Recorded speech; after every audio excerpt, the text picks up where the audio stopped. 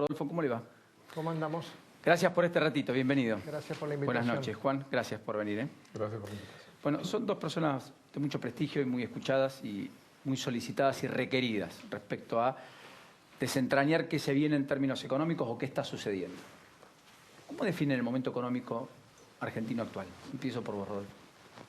Yo diría tal cual lo esperado, sin que nadie tenga la bola de cristal, pero los programas del fondo tienen una particularidad que son casi todos muy parecidos, muy similares unos a otros, así que sabiendo lo que ha pasado en otros países podíamos anticipar fácilmente lo que iba a pasar acá. Y es que estamos en un periodo de tranquilidad cambiaria porque la economía ha hecho una reversión fenomenal de su faltante de dólares, tiene un superávit comercial, sobre todo porque las importaciones y el turismo, aunque eso es otra medición, han caído fuertemente. Tiene altísimas tasas de interés como consecuencia de una política monetaria muy dura que inhabilita cualquier reaparición del crédito. Tiene una inflación que se resiste a caer, ahí estamos demorados, yo diría eso está fuera de lo esperado, le cuesta perforar el 3 mensual a la tasa de inflación. Está en medio de un proceso de ajuste fiscal donde el año pasado el mecanismo fue la licuación inflacionaria, o sea, la inflación muy alta redujo el valor real del gasto público y este año se lo está manteniendo, más las retenciones y lo que vos comentabas de recaudación.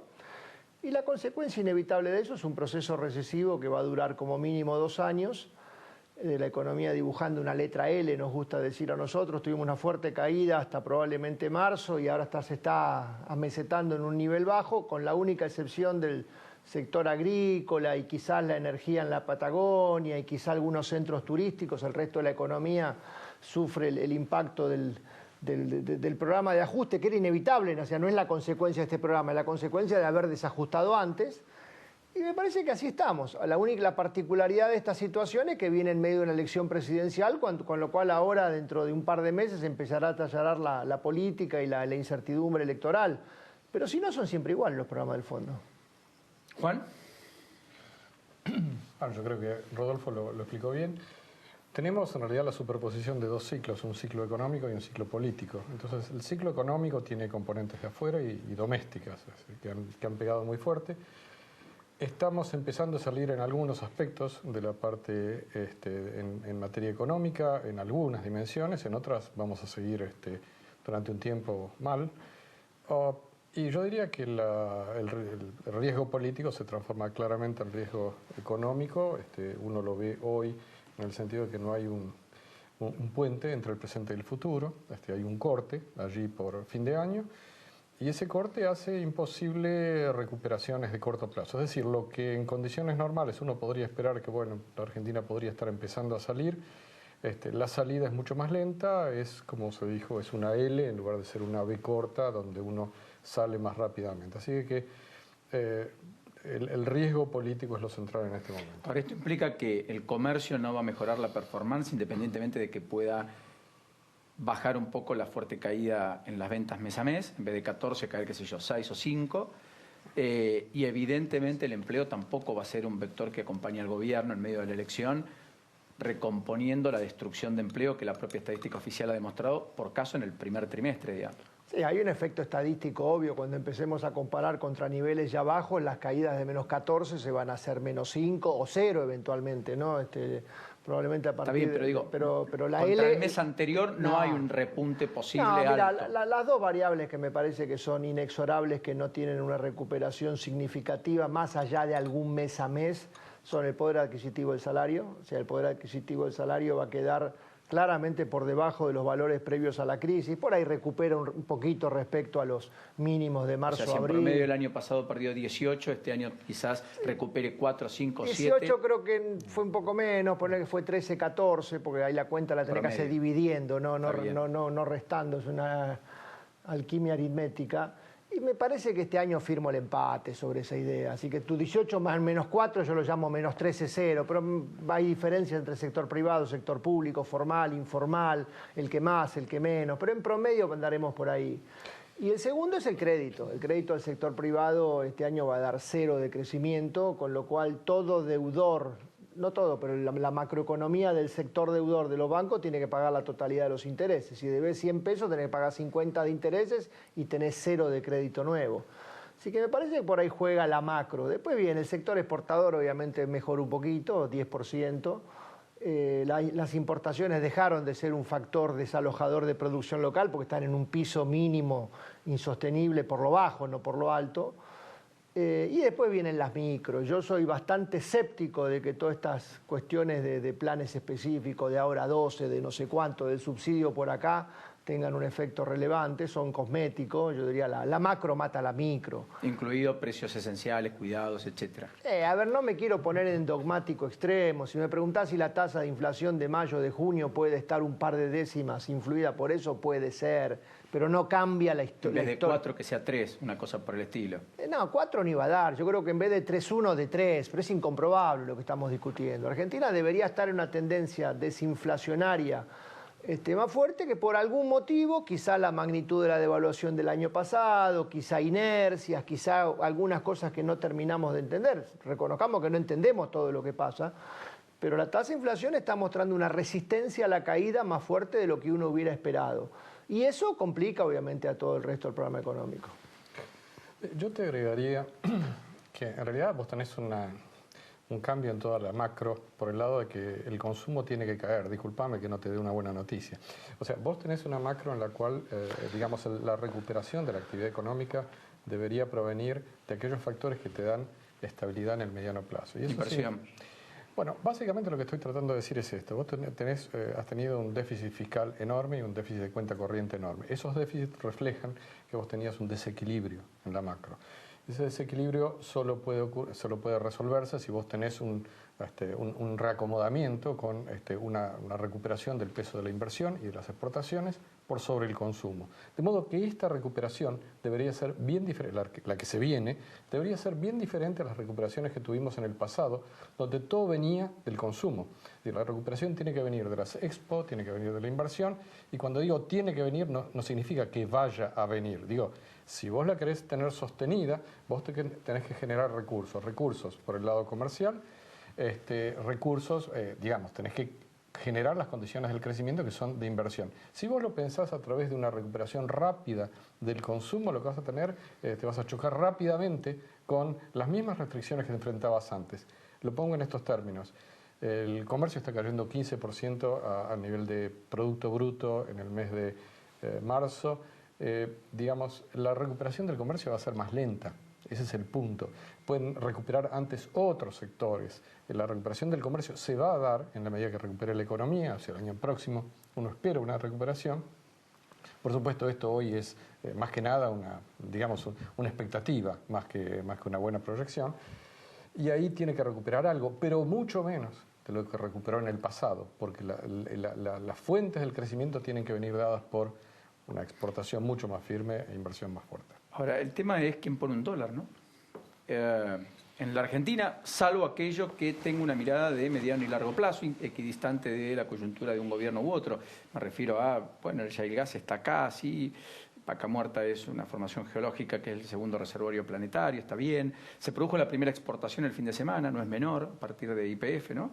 De gas licuado, ¿no? Pues eso es un cambio dramático, no sé si la gente lo percibe, porque vos, el precio de los combustibles, el precio de la energía, ahora en lugar de ser lo que se llama la paridad de importación, es la paridad de exportación, es decir, el precio de nuestra energía ha caído para nosotros los argentinos, debido a que nosotros, en lugar de importar, en algún momento vamos a empezar a exportar, y ya no vamos a exportar una pequeña cantidad, sino eventualmente cantidades importantes. Eso hace que el precio de la energía sea más bajo y beneficia a muchos sectores. Entonces, ese cambio desde importar energía a exportar energía es un cambio importante de precios que en el futuro debería tener probablemente estamos muy tomados por la multiplicación que hemos tenido en la factura de luz y gas y en el aumento en el precio del combustible, en términos relativos, peso específico mayor, que por la perspectiva de lo que pueda venir. Claro, pero en lugar de hablar de un gas a 7,50 millón de BTU, y estás hablando de $4 el millón de BTU. Es decir, cuando estás hablando de esa baja,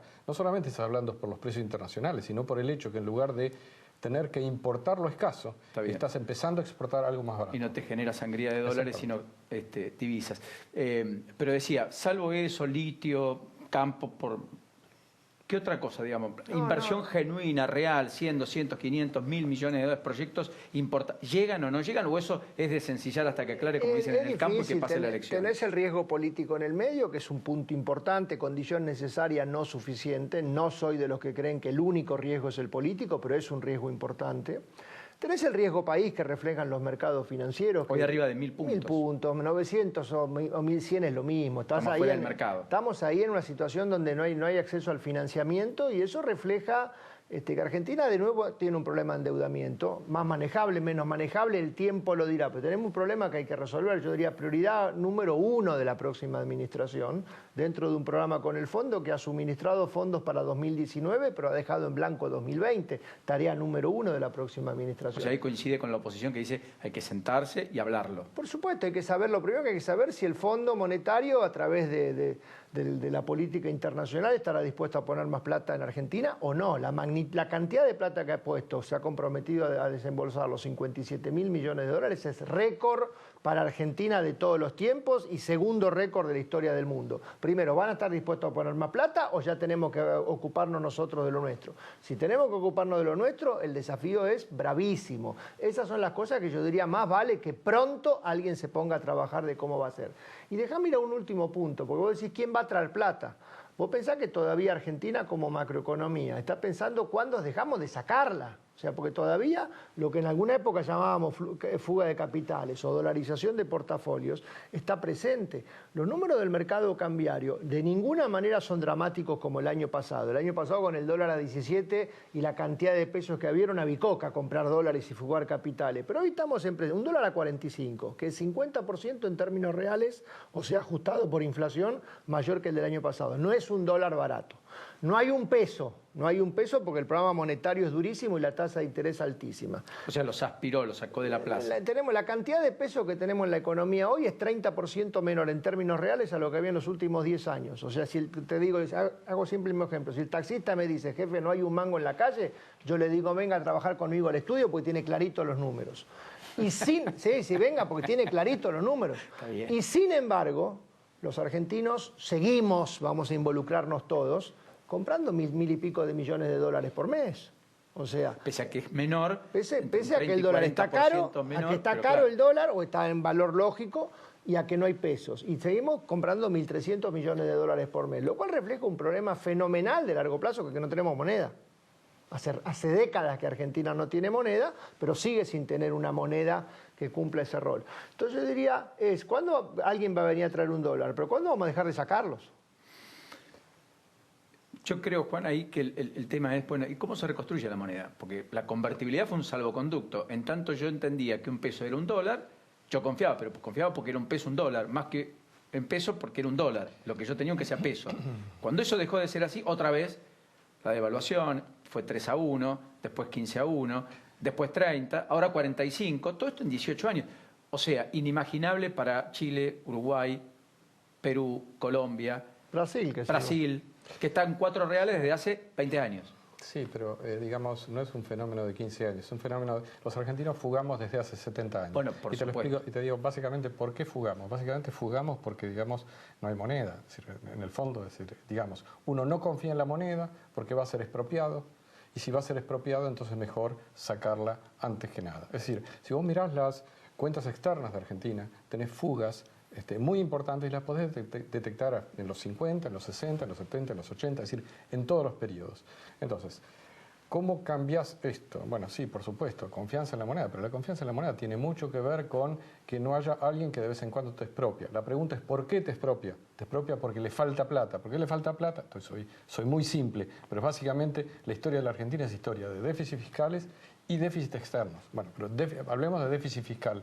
Es decir, por ese lado vamos por el camino de convencer en general a la gente, sobre todo a la clase política, de que el tema fiscal tiene cierta importancia. ¿Y hoy hay relevancia en la política suficiente como para entender que independientemente de lo que venga, esa es una variable que no puede ser Yo creo que la están empezando a entender. La cuestión básica es saber si lo vas a resolver por el lado de más impuestos, o sea, te saco un poco más, o por menos gasto. Esto es una cuestión central. Lo que pasa es que me parece que mucho margen no hay. Hay más imposición, hay más tributación hoy para comprar un 0 kilómetro, por ejemplo, en la Argentina, de la que había hace 4 años. Si vos tuvieras solvencia fiscal, la gente podría pensar que en el futuro no va a haber default sobre la deuda, no va a haber, en última instancia, no va a haber un exceso de gasto, no hay un exceso de gasto, y finalmente puede confiar un poco más en la moneda nacional.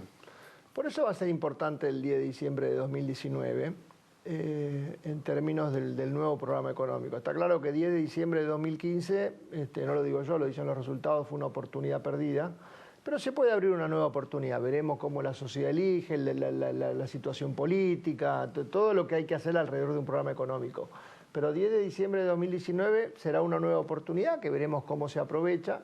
Lo que hay que entender es que los desafíos son complicados. O sea, repito algo que dije recién, no es cierto que la única incertidumbre que haya hoy es la política y que cuando se resuelva estamos en la autopista japonesa con un auto japonés. Macri un poco pensó eso, ¿no? Soy yo presidente y conmigo llueven las inversiones.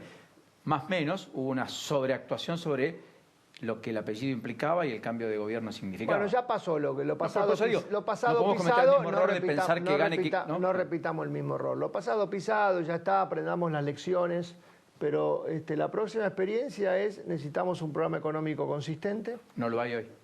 No, hoy hay un programa de emergencia. Hoy hay un programa de emergencia para llegar a octubre, diciembre, como un salvavidas para llegar a la orilla, y una vez que llegás a la orilla decidís qué haces. Pero este es un programa de emergencia para llegar, y después hay que empalmarlo. Empalmarlo no significa sustituirlo, de ninguna manera podés eliminar los mandamientos de este programa, el déficit cero, la política monetaria responsable, la política cambiaria responsable, pero hay que complementar, hay que dotarlo de algo más a esto, porque si te quedás en esto 4 años más, Argentina no va ni para atrás ni para adelante. Llegó Ángel Rosas, con él vamos a conversar en un ratito, el senador de la Unión Cívica Radical, integrante de Cambiemos, ex gobernador de Chaco. Nacho, te dejo la última. Sí, le quería consultar a Santangelo si parte de lo que usted está exponiendo respecto a la falta de un plan consistente o sustentable a futuro tiene que ver con que el gobierno ha tenido varias cabezas en aspecto económico a lo largo de estos años. Ahora parece tal vez más centralizado en Nicolás Dujovne, pero siempre dependiendo de la jefatura de gabinete o consultando en última instancia o reportando a la jefatura de gabinete. ¿Tiene que ver con esa situación política, que la conducción no ha sido clara, contundente, o no ha habido un ministro con poder total sobre el área? Es el huevo y la gallina. Yo tiendo a pensar que esta atomización de las funciones de gobierno es consecuencia de haber hecho un diagnóstico inicial de que no hacía falta tener un programa económico. Así que es el carro y los caballos. Pero hoy se ha hecho cargo el fondo con este plan básico, y la economía hizo el ajuste o el programa que no se quería hacer. Lo que pasa es que cuando lo hace por las malas a través de la inflación es mucho más doloroso. Vos pensás que el rol del 50% de inflación del año pasado no lo hubieran hecho 10 ministros de Economía simultáneamente, pero es por las malas, es doloroso. Juan, ¿cuánto cae la industria este año, en perspectiva? El primer trimestre cayó 10,5%. La industria este año probablemente caiga más de 5%, 5 o 6%. Y no hay una recuperación rápida a la vista por todo lo que se habló aquí. De modo tal que además tenemos un poquito de mala suerte a nivel internacional, con 4 años malos de Brasil. Pero no podemos esperar a que Brasil recupere para recuperar nosotros, ¿no? Encima está la guerra comercial entre Trump y China. La buena noticia de China es que deja de comprar carne a Brasil y le va a empezar a comprar carne a la Argentina. Sí, cuidado con eso, pero bueno. Sí, porque eso puede encarecer acá. No, las decisiones esas dependen de, aparentemente, puede surgir por una decisión sobre fiebre o algún brote que puede o cosa impactar por el acá también. estilo. Digamos, Argentina no tiene la capacidad de venderle a China todo lo que necesita, no hoy. Pero el campo está saliendo por el campo y en parte también por China, porque la demanda de carnes, en fin, ha crecido de ese lado. A los dos, muchas gracias por este ratito. A vos.